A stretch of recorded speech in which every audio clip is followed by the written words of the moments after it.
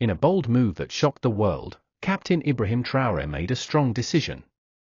He banned the importation of food from Western countries into Burkina Faso. Many people asked, why would he do that? Today, we break it down in simple words, step by step. For many years, Burkina Faso was buying most of its food from Western countries. Every day, food came in from Europe and America, bags of rice, boxes of spaghetti, tins of tomato paste, frozen chicken, powdered milk, and even baby food. On the shelves of many stores in Ouagadougou, you could see foods with labels written in French, English, or other foreign languages. It looked normal. People were used to it. If they wanted to cook a good meal, they reached for foreign food. But there was a problem. The country was sending a lot of money out, just to eat. Think about it like this: every time a family in Burkina Faso buys foreign rice, part of the money leaves the country and goes to another land. That means the farmers in Burkina Faso are not being supported. The young people with dreams of farming are not given a chance. And the country becomes weaker, little by little. Captain Ibrahim Traoré saw this problem. And he was not happy. One day, in a private meeting, he said, "How can we call ourselves free when we cannot feed ourselves?" To him, importing food from the West was like being tied to a rope. The West could pull that rope anytime. They could raise food prices. They could delay ships. They could even stop sending food during a crisis. And if that happened, Burkina Faso would suffer. Traoré wanted to cut that rope. He wanted Burkina Faso to stand on its own feet. He looked at the land, the rivers, the farmers, the villages. He said, "We have soil. We have water. We have strong people. Why are we importing tomatoes when we grow the best ones here?" He was right. Burkina Faso has rich land that can grow rice, maize, sorghum, millet, beans, groundnuts, onions, tomatoes, and more. But over the years, farming was not supported enough. Young people started leaving villages for city jobs. Others gave up on farming because they had no tools or money. Instead of fixing this, past governments just allowed cheap food to come in from outside. Traoré said, "This is not just an economic mistake. It is a mental trap. When we believe only Western food is good, we kill our own pride." He believed that food was not just about eating, it was about power, about independence. He gave examples.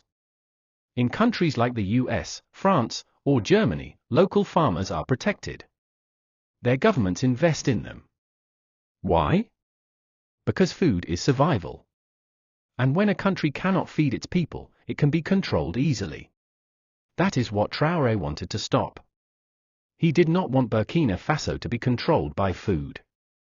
He did not want to wait for ships from Europe before his people could eat. He wanted a new way. A brave way.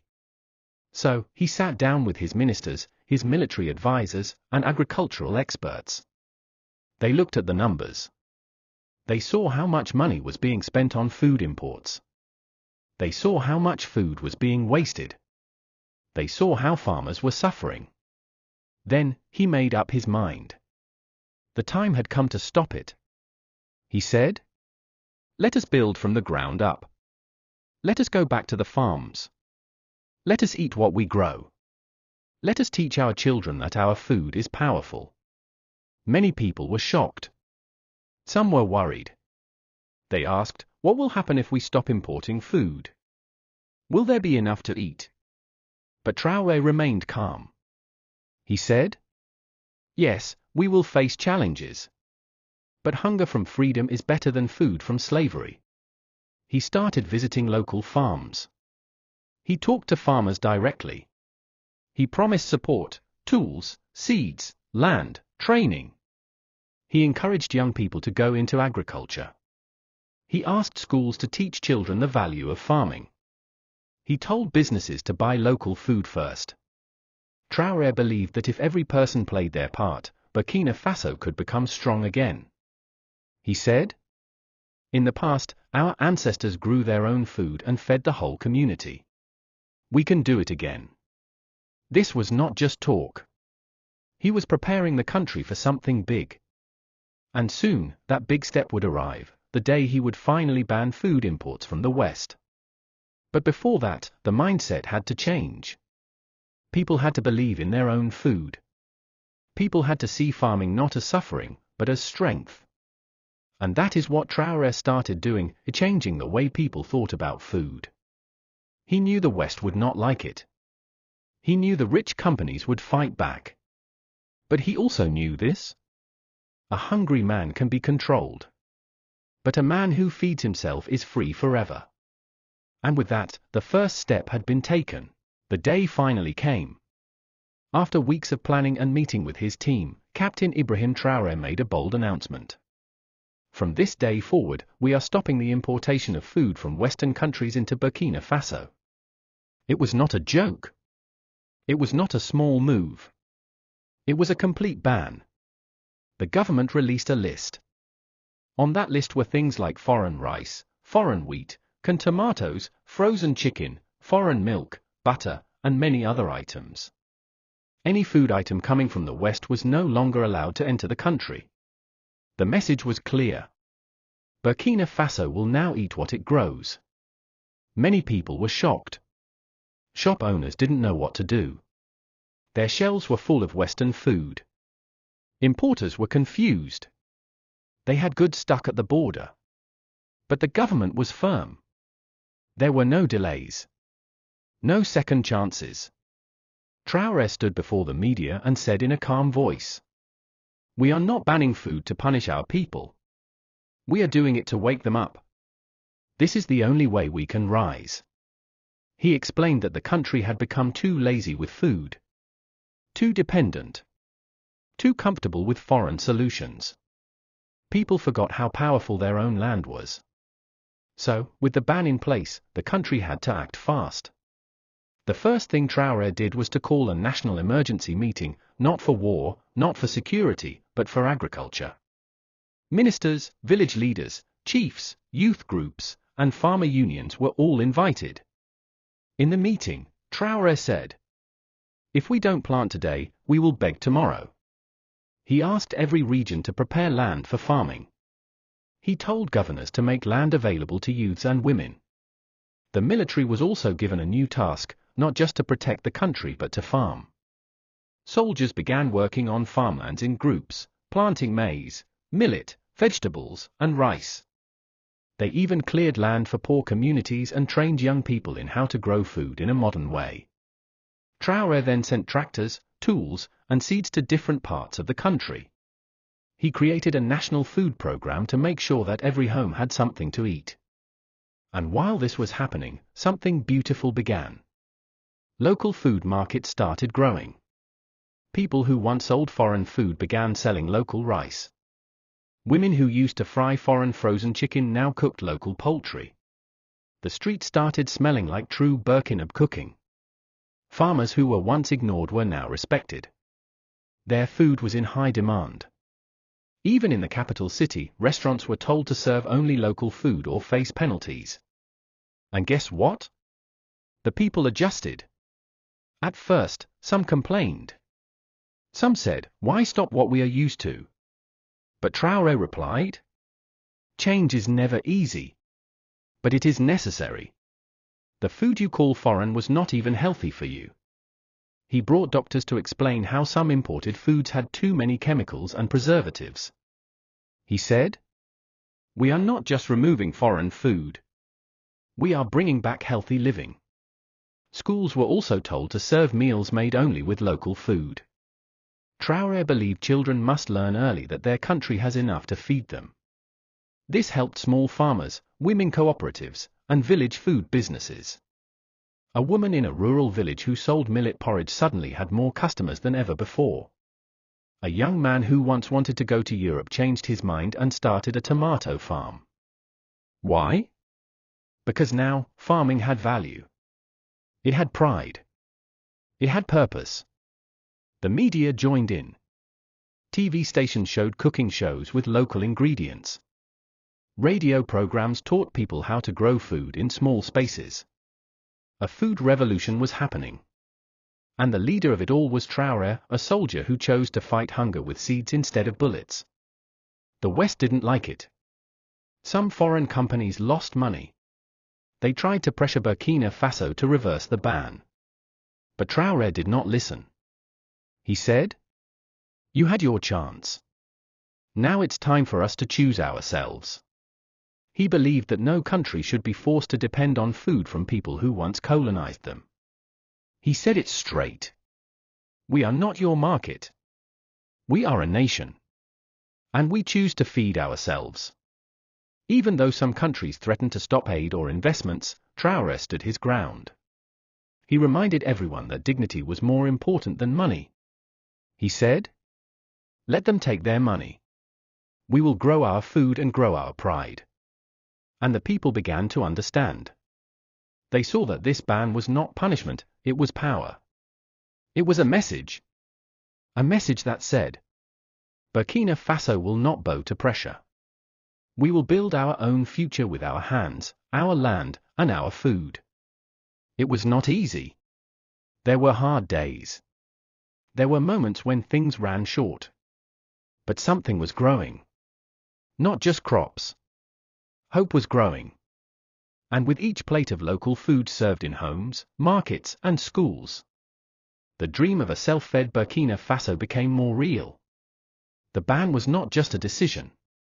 It was a movement. A movement that said, "We are enough." After the ban on Western food imports, the people of Burkina Faso began to change.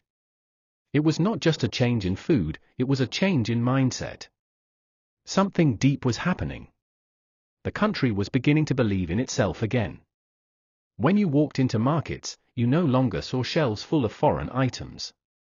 Instead, you saw local rice, fresh tomatoes, local flour, dried fish, sweet potatoes, maize, and traditional herbs. Food looked different. Smelled different. It smelled like home. But more than that, it felt like something powerful had returned, pride. Farmers who once felt small now stood tall. Women who used to sit quietly in village markets were now leaders of cooperatives. Young people who once ran to cities in search of jobs were now returning to the land to plant crops, raise chickens, or process shea butter and groundnuts. There was energy. There was movement. And at the center of it all was Captain Ibrahim Traoré. He became more than just a president. To many, he became a symbol of hope. A leader who acted with courage, not fear. A leader who didn't wait for permission from the West. He gave speeches, not just in front of cameras, but inside farms, in dusty villages, under trees, beside water wells. He sat with farmers. Ate with them. Listened to them. And when he spoke, he always said the same thing. Burkina Faso is not poor. We are rich, with land, with spirit, and with people who are ready to build. People started to believe him. They saw things changing with their own eyes. Food prices became more stable because the supply was coming from within the country, not from expensive foreign ships. Local businesses that made flour, juices, dried foods, and spices began to grow. The money that used to leave the country stayed inside. Schools started new programs to teach children how to grow food. Kids planted gardens beside their classrooms. Teachers told them stories of African farming heroes. Universities began to offer courses in modern farming, food science, and agribusiness. Even in prisons, people were taught how to grow crops, so that when they returned to society, they had skills to work and feed their families. It wasn't just farming. It was a national rebirth. Across the borders, other African countries started watching. Some were shocked. Some were curious. Some were inspired. Leaders from other nations began to ask, how did Traoré do this? They sent delegations to study what was happening.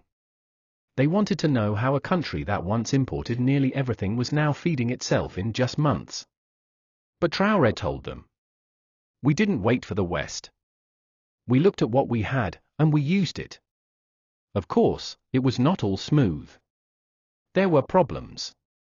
Sometimes harvests were too small. Some farmers needed more training. Rain didn't always fall as expected. But each time a problem came, the people didn't panic. They worked together. Because now, they had something to fight for, their future. Traoré also started storing food in emergency reserves. That way, if one region faced a bad season, food could be sent from another region. It was smart. It was organized. It showed planning. And that made the people trust the government more. Burkina Faso also began to teach others. Farmers from neighboring countries visited to learn about irrigation and local seed production. Youth groups from Mali, Niger, and Togo came to learn about food processing and packaging. Even students from Europe began asking to study in Burkina Faso. They wanted to understand how a country could transform so quickly, without loans from the West, without big foreign supermarkets. And Traoré answered them simply. When a country stands with its people, the people rise. One major symbol of this change was seen during Independence Day. That year, the national feast was made 100% from local ingredients. No imported rice. No Western chicken. No foreign wine. Just real, honest Burkina food. The president ate the same meal as the people. And across the whole country, people celebrated, not just independence from colonization, but now, independence from foreign food. It became more than a policy. It became part of the country's identity. Children began to sing songs about local crops. Artists painted murals showing farmers as heroes. Poets wrote about cassava, millet, and the proud hands that harvest them. Even the national anthem was sung with more feeling. Because now, the words felt real. People no longer saw food as just something to eat. They saw it as something that made them strong. Something that connected them to the land, to their past, and to their future. In the end, Traoré's ban on Western food was not just about stopping imports. It was about starting something new. A new way of thinking. A new way of living. A new Burkina Faso. A Burkina Faso that believes in itself. A Burkina Faso that plants, eats, and grows with pride. And as the sun rises each day over its golden fields, the people know. They are no longer waiting for anyone to feed them. They are feeding themselves, with strength, with dignity, and with joy. The revolution had begun, not with guns, not with war, but with food. And that kind of revolution can never be stopped.